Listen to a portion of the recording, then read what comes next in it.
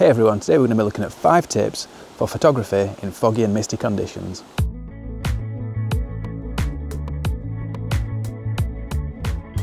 So we're well into autumn now, and I've been waiting for the right conditions to come out and do some woodland photography with all the autumn colours. And what I've really wanted is some fog, and today I finally got some. So we're going to head in. We're at Wyoming Brook on the edge of the Peak District. We're going to see what photos we can get, and along the way I'll be sharing all those tips about shooting in the fog and mist.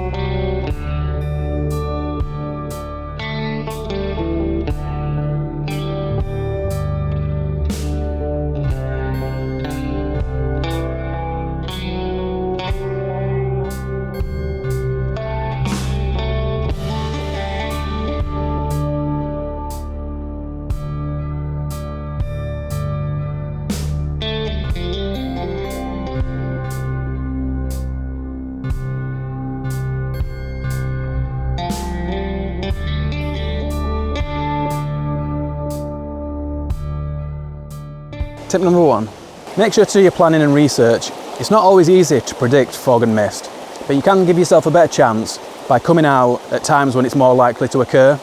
So here in the UK, that's in spring and autumn times, and also in the mornings and evenings.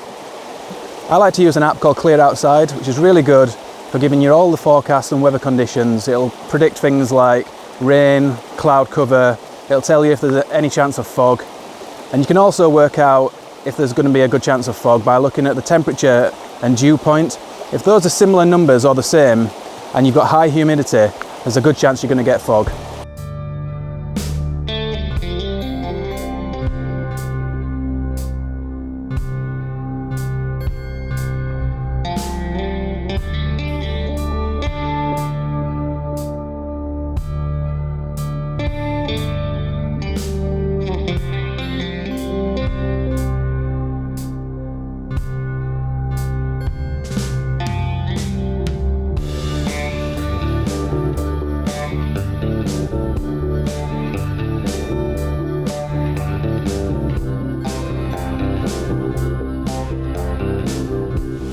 Tip number 2, stay on the move. Fog and mist is always moving. Sometimes it dissipates and then it'll come back later. Right now it has lifted a bit here. Obviously we've got quite a lot of rain right now. But it always helps just to keep moving around, see if you find it in another place. Maybe move to higher ground, lower ground, and you might have a chance of finding it again. Also just stick it out. Maybe this rain is going to stop, I hope so. And then maybe once it does start to dry, and that moisture in the air starts to heat up again, maybe we will get some fog and mist again.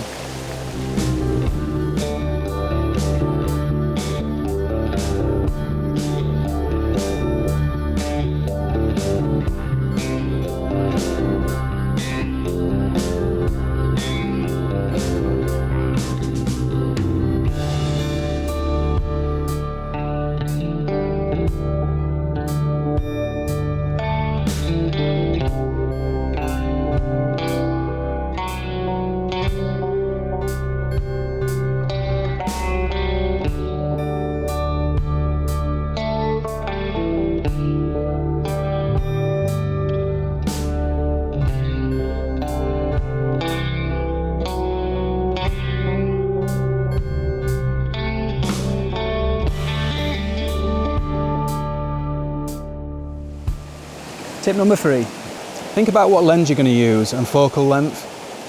When you use a longer focal length, it compresses the scene. So with fog and mist, you're kind of compressing all of that area with the layers of fog, and that brings it together and makes it look thicker. If you're using a wide angle lens, it's the opposite effect. So it can tend to look quite thin. If you've got a really dense, foggy scene, maybe using a wide angle will actually help to separate and thin out some of that fog. And conversely, if you've got really thin mist or fog, you can use a telephoto lens to try and help thicken that up. I'm using my 24 to 70mm right now, but I'm using it closer towards the 70mm end. And I've also brought with me my 24 to 200. So if the fog is really thin, it's not too bad right now, it's getting a little bit better. But if it does get really thin, I'll get out the 24 to 200 and use a longer focal length.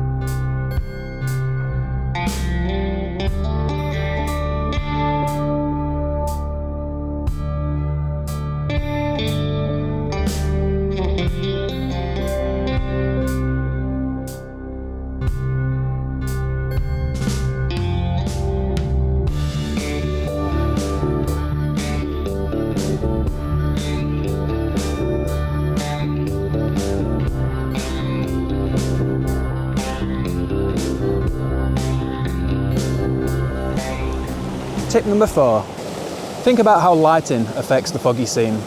So right now here, it's quite overcast, very diffused light. That's good for woodland photography. It means you can get a pretty decent image without any harsh light. But if you are here at sunrise or sunset time, and you are lucky enough to get that light shining through the fog, it can create a really nice diffused glow, so that's great. Also, think about if you're in an urban area and you've got the fog, how do the street lights and things affect it? They're usually going to have the same effect. They're going to create really nice glows, really diffused balls of light with the traffic lights and street lights and things like that, and that can look great as well.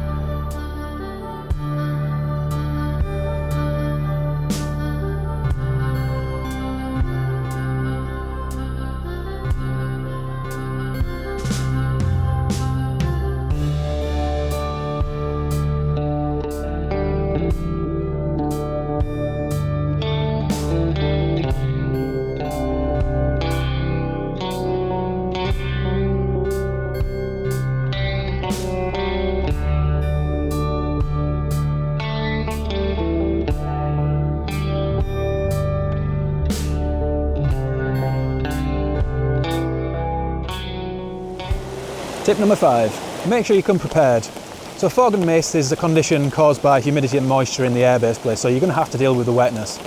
And as you can tell, it obviously does sometimes come accompanied by rain as well. So you're going to need to bring cloths and towels and things like that, lens cloths, lens pens, things to clean your front element if it's smearing. And it also does help to have a weather seal camera and lens if possible. And finally, just make sure you've got the right clothing. I've got waterproof trousers on, a waterproof jacket. I am still getting a little bit wet, but at least I'm not soaked to the bone, and that means that I'm not really uncomfortable, because you do want to enjoy it while you're out. You're not going to get good shots unless you're enjoying it. So that's the final tip, come prepared.